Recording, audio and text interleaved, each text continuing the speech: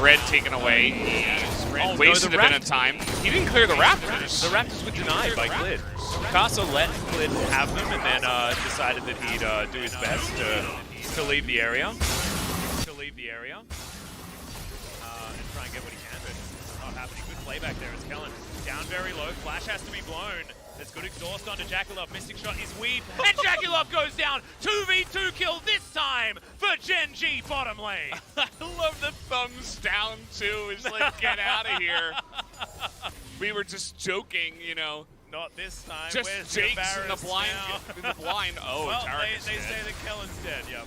Maybe we need to bring Blind back. I don't know. Yeah, and then the monster jumps out at you in the scary movie. Yep. Yeah, that was really just mechanical outplay, 2v2 straight up from Ruler and Kellen. They were already having that biffo you were talking about, and they used one exhaust. Yeah, to do that. That's all they invested. Now, Knight getting electrocuted here by BDD, taking a bit more of a powerful 1v1 summoner spell on his Azir, and he's already putting on so much pressure here in this lane. With Paddlestar now not aimed at the minion wave, which is going to get a lot of time and space and also deny him so many of these creeps. Damn, BDD he's angry.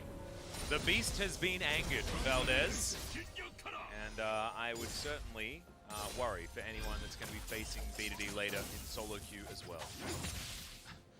Yeah, if you're at that level where you're facing BDD in solo queue, you're probably not watching this. There's probably like couple of you guys out there, but it's a very limited supply of people that actually do get that honor of being at that level. You don't know. I mean, Faker might be at home watching this. Yeah, you think so? Hi, maybe. Faker. Chovy. It's not our broadcast, but well, I mean, that's MSC broadcast, you know. Jackalov pinged out there for the connection from Ruler. Back being channeled by Kasa as well. So Kasa, after playing the Trundle, now on the Rex side, not super excited about his jungle picks so far this series. The Graves from Clid needs to get more work done. So far, he's been farming more camps. That is definitely a thing. And you can see Ruler's not ahead by too much. Bit of a back being picked up by Jackalov and Yuyanja, so they don't want to press too far forward. Just a pickaxe there in the hands of the Aphelios, but it's more battle stats than the tier that Ruler collected. As we have a look at this 2v2 kill once again.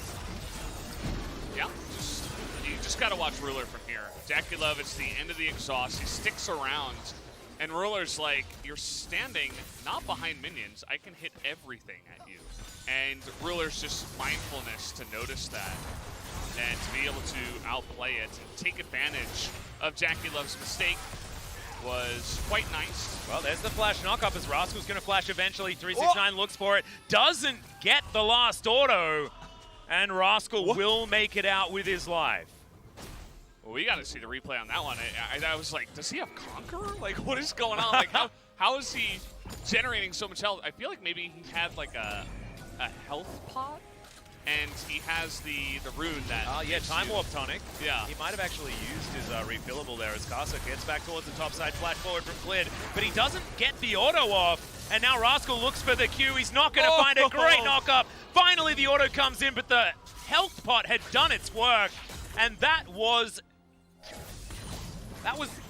there's a word to use for that. I don't want to use it enormous. Here. Not great. Not great at all. Yeah, that's just a little bit of... 369 is just proving that he's way better than Rascal right now. Yeah, he's really showing that to us right now. He's got the right champion for it, too. And Clid's the one that starts this all off. He's calling for it, probably. Controlled by minions really hard here as Clid flashes. I think that was while the CC of the knock-up was happening by Kasa. That's why it looked like he cancelled autos. This was really well played by Tav. Got that second knock-up, and that's just really good news now for the top lane, and especially for the Rex side. Take a look at Karsa. He went down bottom, took advantage of the, sticking around that the bottom lane of Ruler and Kellen did, and then he's in the perfect position to counter-gank up in the top side. So really, we were talking about all the members of Top Esports and what they offer to the team, and we mentioned how Karsa's, he's good. He's got a great, legacy. Essentially, he's been around forever. But we weren't really saying that he was the main carry of the team. But in this game, he is really the guy that's always in the right place at the right time and has been able to, spare the blushes of his teammates. Yeah, precisely. Ruler now goes back and collects himself the Manamune, which is actually a lot of battle stats all at once, as Karsa is going to use that advantage that he had to take down this Ocean Drake, first Drake of the game. The second one's going to be Infernal coming up next. Cloud will be the one after that. No Mountains today. Cleared. Waiting to see when this bottom lane is going to come back. Kellen checks the brush, clears out a control ward. And not going to be diving any turrets right now. So Ruler, he's in a good spot. Does have that extra kill available, and about a minion wave ahead as far as CS, and on his Ezreal. So mid-game going to be good. Clid trying to find you Yanja, but no dazzles this time. True Shot Barrage just slicing through the bottom lane of top. It's a very squishy bot lane. Even Thresh, before he gets some items, can be a bit squishy. And you can see that damage was quite nice, so it's going to push them back. Ruler's going to be able to pick up one of these plates. But Karsa's here again. He's level 6 already. Looking to get some work done. Yeah, you can see Ruler almost baited in there. It's Karsa channeling the back for the minute. In fact, everyone going for a reset. This is going to be a plate opportunity for Gen G. Kellen looks further forward. No bubbles onto BDD this time, but I believe he ate one relatively recently. And he's got teleport, I believe. So does need to be a little bit careful of these picks from the Zoe in the mid-game. This is a very different game to last game. Last game, Ruler was anemic because he was playing a late-game AD carry against a lethality Varus that is not going to really let you play the game, right? Now he's on Ezreal, will have a big mid-game impact, and him and BDD might be able to take control of this game. It's just 369 and Karsa that are destroying Rascal so far this series. That is going to be the big thing to look out for here on the side of top esports. Just packing their bags, essentially, filling them up with gold. Yeah. As another plate will fall to the Jace. And now, more of those plates should be falling down here as well, as Karsa looking to try and snowball the Jace even further in this game. Should be able to grab Agatha and then move over and lock that one down. Decides he doesn't want to, actually. Oh, no. He's channeling the back for a second. Knight turns up, he's going to collect some of that money as well. They will be able to grab first turret, and a whole bunch of plates here also. 1,000 gold lead based on the amount of work that Karsa's done earlier on in this game.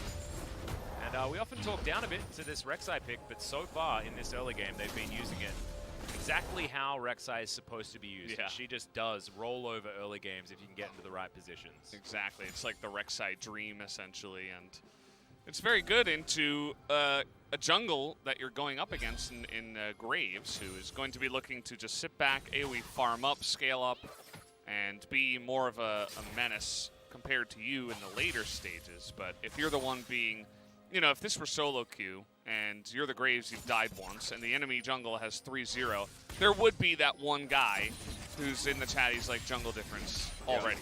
Or he's like FF15. Yeah, it's solo queue, so. Yeah. There's always going to be some of that fun stuff. But definitely, I'm sure, some people would be feeling that jungle difference already. But as you mentioned, I think the Ezreal Azir is still going to provide more as the game does come along. And if Gen G can just hold on, we've seen a little bit of that today from some of the LPL teams earlier, where it's like they have this comp that scales really well. And then they're like, I think it was JDG, they dive in with the package, and they have a Sivir who has only Caulfield's Warhammer. And it's like, you're forcing a fight for no reason. And then they just got wiped, and then they lost the game from there. Like, Gen G's going to play, they're going to play smarter than that. They're an LCK team that are just used to scaling, and so they'll feel more comfortable doing it. And I wouldn't be surprised if, Ruler tries to flex a little bit down on the bottom side, but other than that, it should just be Gen G trying to sit back and scale. Yeah, should indeed be.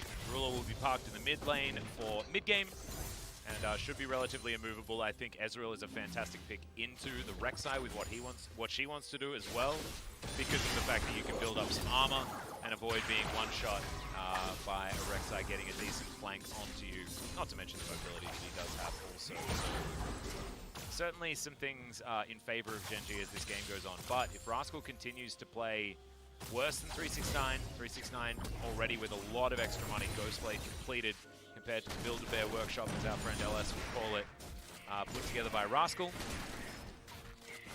Certainly is an early game that Top Esports can be very happy with. Knight down onto B2D. The pilfered ones that Knight had picked up. Yeah, we're just chilling.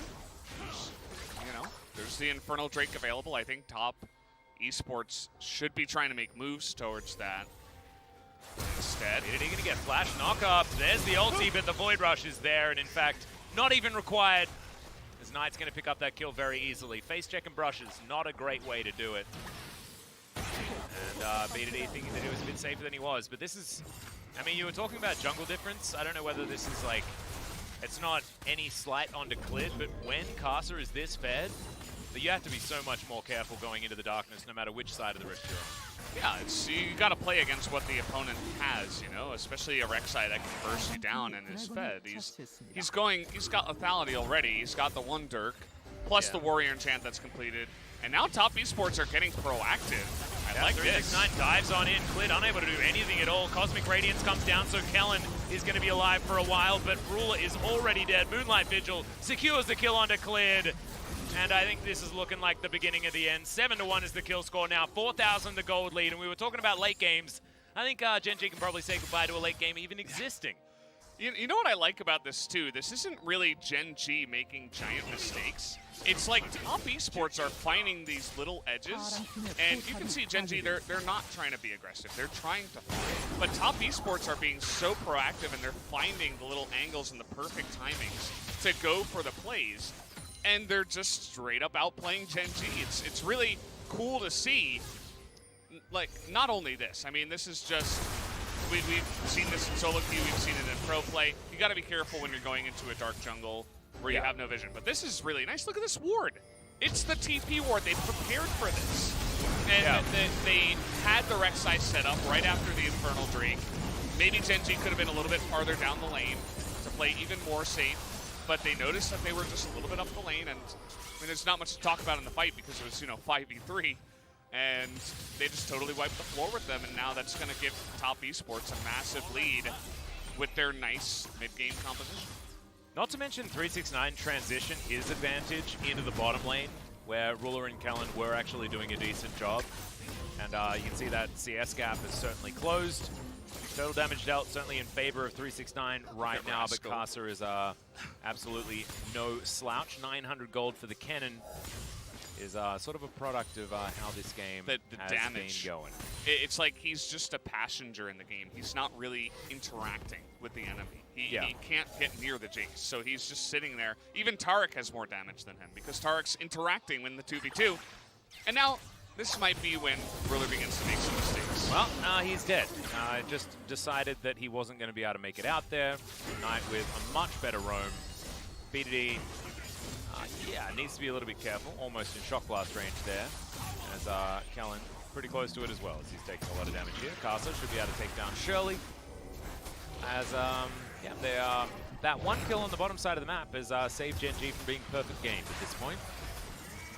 Yeah. Ruler giveth, Ruler taketh away. I suppose it's Ruler taketh and then giveth away in this case. Yeah, I guess. And yeah, you could see, he's really trying to press whatever angle he's got, right? He's like, if I could 1v1 solo kill, that would potentially get my team back in the game. And it's a good read by Knight to just say, okay, he's probably going to stay here. He's going to get greedy. And Ruler did exactly that. He got a bit greedy, stuck around a little bit too long, and wasn't able to get any kills or any damage or anything like that. And feeds a kill over to the Zoe, which is, again, not someone you want to feed kills to. That's even more value than giving kills to the Rek'Sai. Also, Ruler's going Trinity Force, which I disagree with as well. The extra value that you get against 369 Casa and Jackie this game by picking up a Iceborne Gauntlet as an 80 carry is just insane. It's just really, really good. But Ruler not going to go there. Wants the big 2-item power spike that is going to be late anyway. Maybe he just feels like, you know, I've got to take a risk in some way. Like, Yeah. you can see it in his play where he's like, You need the I gotta acceleration. push up, I gotta, you know, push whatever edge I've got. Maybe I can 1v1, maybe I can push the 80 carry and get a, you know, a 5-10 CS lead through this. Maybe I can pick up Trinity Force and have like a sick pop-off mid-game fight. But I do agree, I think Ice-One Gauntlet is just, you know, Wow. better item. against Casa this has an competition. edge of 9. Yeah. That's impressive. Okay, Gen.G underneath their sun turret, but everyone on the side of top esports are converging. Powered Shock Blast does not find the mark, but Gen.G just trying to see what their options are. Rascal can teleport in. This might be a teamfight opportunity that they could utilize, as the bubble is going to go wide as well. Ruler eventually gets here, but the flanking Ezreal isn't necessarily what you're looking for. But Yanja takes a fair bit of damage, and now Caster's in trouble. There it is. Cosmic Radiance comes down as well, but the Void Rush is pretty good. Buys some extra time as BDD gets his kill. Yanja very, very low. Jackie Love down to half. Knights at full, and 369 still scary, but it's one pick-off for Gen.G, and they'll take it. Yeah, I guess they really weren't expecting the flanking Ezreal in this case. And Top Esports made it really obvious that they wanted to take a team fight straight up. And you know who's really great at that is Tarek. And so the second they engage, it's just like, okay, I can press my R button and we're going to win this fight. And that's essentially what happened as, you know, Ruler was also poking them in the back and flanking them. So Top Esports getting a little bit, you know, antsy. They really want to push their lead, and they don't want this game to go too long. But they got themselves into an awkward spot in this team fight. Yeah, I actually really liked the fact that they utilized Ruler to get that extra poke damage down. Knight was then distracted, and Casa, nothing he can do after BDD engaged. Good to see that BDD still has his eye in. His Azir looking as fantastic as ever. So we might have a game on our hands, guys. But 4,000 gold is still the lead here for top. They have the composition that wants to excel right now. They missed out on their first opportunity, but that does not mean that this comp isn't still strong, especially with Jackie Love's items. My God. Runans and the Infinity Edge. That is not a Warhammer. That is two big items. Yeah. We were talking a lot about scaling, and the Aphelios is, I mean, we've seen that already today, what he can provide to a late game team fight. So even though you are going up against Azir, Ezreal, and Graves, Jackie Love could eventually, especially if he gets ahead like he is, can carry himself, as they're going to try to push the issue. Yep. We'll actually get a charge out of Shirley here as well, which is good news for top. Having to sort of emergency put it down as another Emperor's Divide under the turret. Jackie Love obliterated immediately, but BDD sacrificed himself for it. Yanja should be going down, but the turret also falls. And now Casa looking to try and get his work done. There's the flash in, instant exhaust onto Rascal, but he goes golden. They grab the kill under the Thresh, and now Ruler is still alive. He's doing so much damage, but he is taken down so low by 369. Kellen tries to run away, and top is still so far ahead and needs to be respected. The flash from Knight, and he's not going to be duped by the Tarek, and Knight gets the ace. This game could be very close to over. Yeah, they're absolutely going to pick up the inhibitor here, but man, this is what I love about some of these LPL teams. They never back down from a fight, even when it's looking really scary. They see the Kennen, and they're like, okay, well, this is kind of scary. Immediate exhaust, and then the re-engage from Knight and 369 to do some incredible damage at the end of the fight. Even after it looks pretty good for BDD, you can see he's pretty low, but he knows he's got to go for this play. Finds Jackie Love into the stun, and you're like, okay, not a bad trade. And then you see the flank coming in, and then Tarek gets a really nice stun here afterwards. You're thinking, oh, Gen.G might be able to win this one, but look at the re-engage here. 369 jumps in, they're all going forward, and they know that they've got the item advantage, they've got the damage advantage, and they're just able to, put the blinders on and just walk straight forward into the enemy team, even after a couple of really scary engages from the side of Gen.G. So Top Esports flexing, and now they've got 208 Jace and 502 Zoe, who is almost at 3 items already at 22 minutes. And the Siege is something that I think that Gen G just might not be able to stand up to. I mean, it's 13-5. 6,000 gold is currently the lead. It's just top esports with all of the control in the world. Opportunities, of course, for Gen G based on the comp that they have to try and get back, and there is a Zhonya's now sitting onto Rascal. B05 desperately wanting to get himself towards the stopwatch, but this Baron, not sure whether Gen G are going to be able to get here in time. They do know that it's happening. Ruler should be able to have a true shot barrage. He does throw it forward, but it's not going to be enough to grab anything there. Is now cleared, dashing forward looking for Jackulov, but I think Jackulov more than happy to take that fight as Yanja goes down to about half, but just the disengage. Free Baron over to top esports, and they're honestly just looking like the better team today. Yeah, I mean, they drafted better in the blind pick and they played it better, and now once again here in the real pick fan, they've just been outplaying Gen G at every turn. Really, the only nice thing that happened for Gen G was the Ruler pop off 2v2. Yeah, ever since then, it's been only downhill. Top esports do in fact look like the better team. You know, it's not even just Knight. It's as a team they're playing better here. As Gen G, they're getting a little bit sneaky. 20 seconds until Mountain Drake. Yanja taking a bit of damage there from B2D. Okay, B2D has to avoid the bubble. He's angry. Yeah, they do have Cosmic Radiance, so Gen G do have a lot of teamfight tools, and Yanja is very, very low. You can see Jackulov, he's just going to go take an inhibitor. All right, guys. Yeah. The mid lane's become very short as Karsa moves on in. There's the slicing Maelstrom. Does have to use the Zhonya's now as the rest of the team slowly moving on in to try and lock down some kills, but Flash gets Karsa to safety. Inhibitor was taken away from, and now Rascal has to be really careful. Look at all the damage. Moonlight Vigil comes in, and that is an Emperor's Divide that was decent, but stopwatch for one of them, not enough damage for the other. Double kill comes through for Jackulov, and Ruler is trying to escape, but I don't think he's going to be able to. Knight trying to dash around and look for him, but maybe Ruler's going to survive. The base probably not going to be so lucky.